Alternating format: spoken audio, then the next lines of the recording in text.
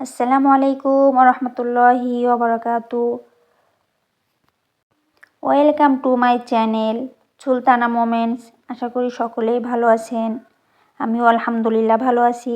আজ নতুন করে নতুন আশা নিয়ে শুরু করলাম এই চ্যানেলের জার্নি সুলতানা মোমেন্টস। সবাইকে স্বাগতম। আশা করি সবাই আমার পাশে থাকবেন ইনশাআল্লাহ, এটাই কামনা করি আমি। এই চ্যানেলে পেয়ে যাবেন রান্নার ভিডিও, ভ্রমণ, ছোট ছোট মুহূর্ত, জীবনের কিছু সুন্দর কথা শেয়ার করব ইনশাআল্লাহ। আশা করি সবাই আমার পাশে থাকবেন। এই ভিডিওটা কে কে দেখছেন, কারা কারা নতুন, কারা কারা পুরাতন, অবশ্যই কমেন্ট করে জানাবেন। আমি সুলতানা, আজ নতুন করে শুরু করলাম আমার এই চ্যানেল। অনেকে হয়তো জানেন না, আমি একটা চ্যানেল হারিয়ে ফেলেছিলাম। হঠাৎ করে সব থেমে যাওয়া, নিজের জায়গাটা হারিয়ে ফেলার কষ্ট, যেটা ভিতর থেকে মানুষকে নীরব করে দেয়। কিন্তু একটা কথা আমি বিশ্বাস করি, আল্লাহ যা নিয়ে নেন তার চেয়ে ভালো কিছু তিনি আবার দেন। জীবন আসলে খুব সহজ না। বাইরে থেকে আমরা সবাইকে হাসতে দেখি, কিন্তু ভিতরের লড়াইগুলো আসলে আমরা কেউ দেখতে চাই না। অনেক সময় মনে হয় আমি কেনই বা শুরু করেছিলাম, আমি কি পারবো, আমি কি আবার দাঁড়াতে পারবো? এখনও ঠিক একই প্রশ্ন আবারও মাথায় ঘুরপাক খাচ্ছে। এই প্রশ্নগুলো হয়তো আপনাদের মনেও আসে, আমারও এসেছে অনেকবার, এখনও আসছে। কিন্তু কি জানেন, যেদিন মানুষ ভেঙে পড়ে সেদিনই আল্লাহ মানুষের শক্ত হতে শেখান। আল্লাহ যা করে ভালোর জন্যই করে, যা নিয়ে নেন তার থেকে অনেক উঁচু হয়ে সেই জিনিস আবার ফিরে আসবে আমাদের কাছে ইনশাল্লাহ। আমরা অনেক নারী আছি যারা সারাদিন সবার জন্য কাজকাম করি, কিন্তু নিজের জন্য কিছুই করি না। আজ নতুন এই ভিডিওতে বেশি কিছু দেখাবো না। আজ কিছু গাছ লাগানো দেখাবো। আজ নিজের জন্য একটু সময় নিতে বের হয়েছি। নিজের হাতে গাছ কিনে গাছগুলো লাগাচ্ছি। নিজেকে ভালো রাখার জন্য কিছু গাছ কিনে নিয়ে আসা হয়েছে, আর এখন এই গাছগুলোই লাগাচ্ছি। এইগুলোই আপনাদেরকে আজ দেখাবো। অনেকেই ভাবে নিজেকে ভালো রাখা মানে হয়তো বেড়াতে যাওয়া, নতুন জামা পরা, নতুন জিনিসপত্র কিনা। কিন্তু আমার কাছে মনে হয় নিজেকে ভালো রাখা মানে মনটা একটু ফ্রেশ রাখা, শান্ত রাখা। দেখবেন গাছের দিকে তাকাইলেও কিন্তু অনেক ভালো লাগে। যখন গাছ লাগানোর জন্য এই মাটিগুলোতে হাত দিচ্ছি, তখন মনে হচ্ছে আমাদের জীবনটাও ঠিক এমনই। যত্ন না নিলে কিছুই বড় হয় না, চুপ করে থাকলেও ভিতরে ভিতরে শুকিয়ে যায়। আমরাও অনেক সময় এমন হয়ে যাই, হাসি খেলি, কাজ করি, কিন্তু নিজের ভিতরটা কেউ দেখে না। এই গাছগুলো আমি সাজানোর জন্য লাগাচ্ছি না, আমি লাগাচ্ছি নিজের জন্য, নিজেকে ভালো রাখার জন্য, বাচ্চাদের সাথে সময় দেওয়ার জন্য। বাচ্চাদের নিয়েই আমি কাজ করছি। সবারই অনেক ভালো লাগছে, কারণ গাছ আমাদের শেখায় ধীরে বড় হতে হবে, চুপচাপ শক্ত হতে হবে, আর নিজের জায়গায় দাঁড়িয়ে থাকতে হবে। অনেক সময় মনে হয় আমি তো কিছুই করতে পারছি না, জীবনে এগোচ্ছি না, সফলতা অর্জন করতে পারছি না। কিন্তু এই গাছটার দিকে একবার আপনারাও দেখুন। আজ এটা ছোট, কিন্তু যত্ন পেলে একদিন এই গাছগুলো অনেক বড় হবে, ছায়া দেবে। আমাদের জীবনেও ঠিক তাই। ভাঙা জিনিস দিয়েও কিন্তু নতুন কিছু বানানো যায়। যারা এই ভিডিওটি দেখছেন, আপনারা হয়তো অনেকে গাছ লাগাতে চান, গাছ লাগাতে পারছেন না। এখন গাছের সময়, গাছ লাগান, দেখবেন মন ভালো লাগবে, মন ভালো হয়ে যাবে। গাছের দিকে তাকালে দেখবেন চোখ ভালো হবে, মনটা শান্ত হবে। তাই আপনাদেরকেও বলছি, নিজের জন্য কিছু করুন, নিজেকে ভালো রাখতে শিখুন। একটা গাছ লাগান, আর পাশে এক কাপ চা অথবা কফি বসে চুপচাপ খান, দেখবেন কতটা ভালো লাগে। নিজের সাথে 5 মিনিট সময় দিন, নিজের সাথে 5 মিনিট কথা বলুন। কেউ কেউ মনে করে কত বিলাসিতা, এগুলো আসলে কোনো বিলাসিতা না, এগুলো বাঁচার উপায়, এগুলো ভালো থাকার উপায়। গাছ লাগাতে লাগাতে নিজের ভিতরটাও যেন অনেকটা পরিষ্কার হয়ে যাচ্ছে, অনেক ভালো লাগছে। মাটি যেমন শক্ত হলেও ভিতরে জীবন লুকিয়ে রাখে, আমরা মানুষরাও কিন্তু ঠিক তেমনই। এই গাছগুলো বড় হবে কিনা জানি না, কিন্তু আজ আমি ভালো থাকার একটা চেষ্টা করছি। দেখতে ভালো লাগবে, নিজের কাছে ভালো লাগবে, বাচ্চাদেরকে, আর নিজে ভালো থাকলে বাচ্চাদেরকেও ভালোভাবে সামলানো যায়। এটা আমরা যারা মা হয়েছি তারাই জানি। যদি এই ভিডিওটা দেখে আপনাদের মনও একটু হালকা হয়, তাহলে এই গাছ লাগানো বৃথা যায়নি, এটাই মনে করব। আর ভিডিওটি কেমন লাগছে অবশ্যই লাইক কমেন্ট দিয়ে জানাবেন আমাকে। নিজেকে ভালো রাখা কোনো স্বার্থপরতা না, নিজেকে ভালো না রাখলে কাউকে ভালো রাখা যায় না। আজ এই গাছগুলোর মতো নিজেকে একটু যত্ন নিন।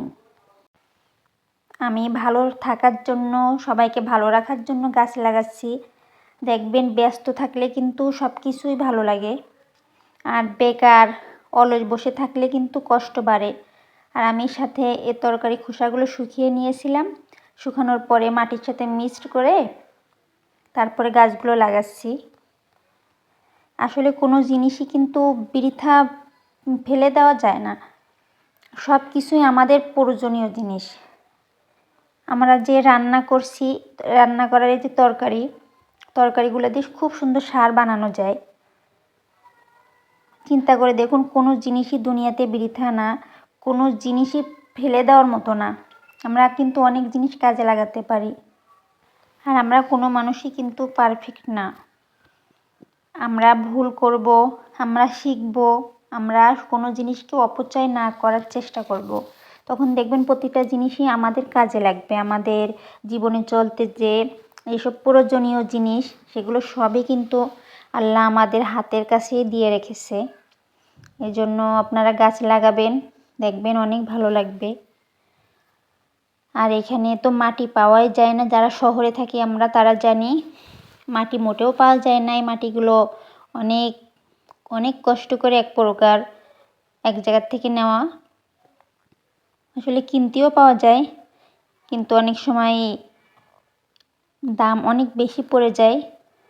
আর মাটিও ভালো না, মাটি ভালো হলে তো দাম হলেও কেনা যায়। আরও মাটি কিছু কিনে আরও ভাবছি আরও অনেক গাছ লাগাবো। সবাই দোয়া করবেন আর আমার চ্যানেলের সাথেই থাকবেন। আর আল্লাহ যা করে ভালোর জন্যই করে, সেই আশা থেকে এই আজকে নতুন ভিডিও আপনারা যারা দেখছেন, অবশ্যই ভিডিওটি কেমন লাগছে, কেমন লেগেছে কমেন্ট করে জানাবেন। আজ মনটা আমার অনেক খারাপ, বেশ ভালোই খারাপ লাগছে, যেহেতু চ্যানেলটা নষ্ট হয়ে গিয়েছে। ভাবছি আল্লাহ যা করে ভালোর জন্যই করে, যা গেছে আল্লাহ তার থেকে ভালো কিছু দেবে, এই আশায় আছি। আমরা জীবনে অনেক সময় এমন পরিস্থিতির মুখোমুখি হই যেখানে মনে হয় আহা এটা কেন হলো। তখন মনে হয় আমরা এই কষ্ট সহ্য করতে পারবো না, কিন্তু আল্লাহ আমাদের কষ্ট সহ্য করারও ক্ষমতা আল্লাহই দিয়ে থাকেন। আমরা ভাবি সব কিছু নিয়ন্ত্রণ আমাদের হাতে, কিন্তু বাস্তবে সবই আল্লাহর হাতে। যখন আমরা সেটা মেনে নিই তখনই কিন্তু শান্তি পাই। যা গেছে তার মানে সব শেষ নয়।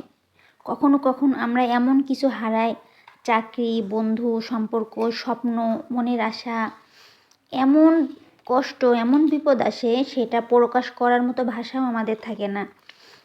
চিন্তায় মাথায় অন্ধকার নেমে আসে, মনে হয় সব শেষ হয়ে গেছে।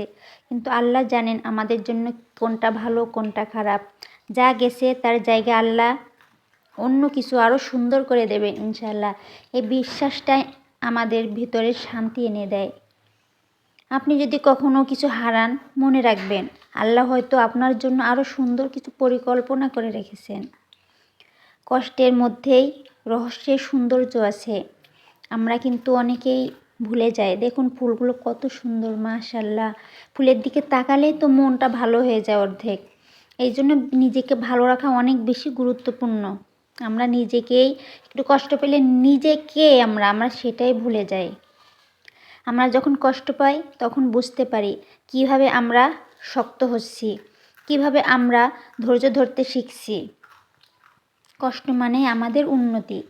অলস সময়ে শান্তি থাকে না, কিন্তু কষ্টের পর আল্লাহ যে নতুন সুযোগ দেয় সেটাই সত্যি খুব সুন্দর। আমাদের বিশ্বাস এবং ধৈর্য ধরতে হবে। বাচ্চাদের নিয়ে আমার অনেক গাছ লাগানো হয়ে গেল আলহামদুলিল্লাহ, এখনও কিছু বাকি আছে।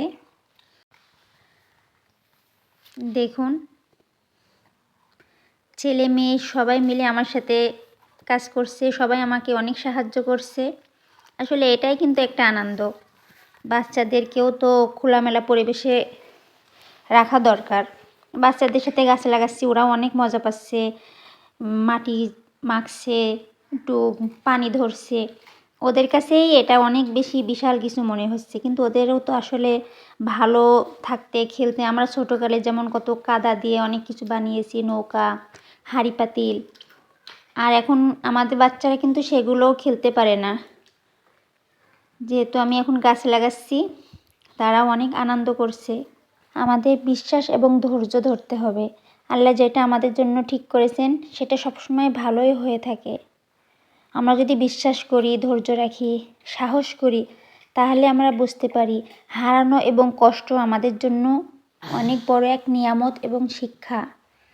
আমি একবার এমন কিছু হারিয়েছিলাম যা মনে করেছিলাম খুব বড়, কিন্তু পরের বছর আল্লাহ আমাকে তার চেয়ে ভালো কিছু দিলেন। আজ বুঝি হারানোটা আমার জন্য অনেক বড় এক শক্তি ছিল। যা পাওয়া যায়নি তার চেয়ে ভালো অপেক্ষা করছে। আমরা সবসময় চাই সব কিছু এখনই হোক, কিন্তু আল্লাহ জানেন কী সময়ে কী দেওয়া উচিত।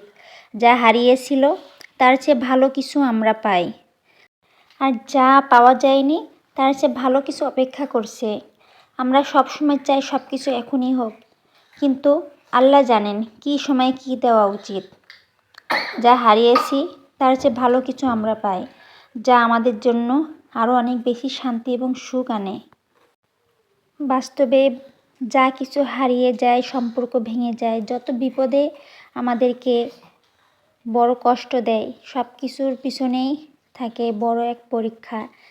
যেমন ধরুন চাকরি না পাওয়া, ব্যবসায় ব্যর্থতা, স্বপ্নের কিছু না বলা কথা, কিছু আশা স্বপ্ন, সব কিছুই আমাদের জন্য পরীক্ষা। কিন্তু যা যায় তার জায়গায় আল্লাহ কিছু সুন্দর দেবেন ইনশাআল্লাহ।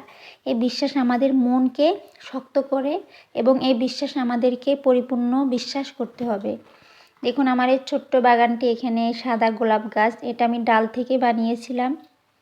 আর এর পাশে আছে কারি পাতা গাছ, এখানে ফুল গাছ, সম্পূর্ণ গাছ লাগানো হয়ে গেছে আলহামদুলিল্লাহ।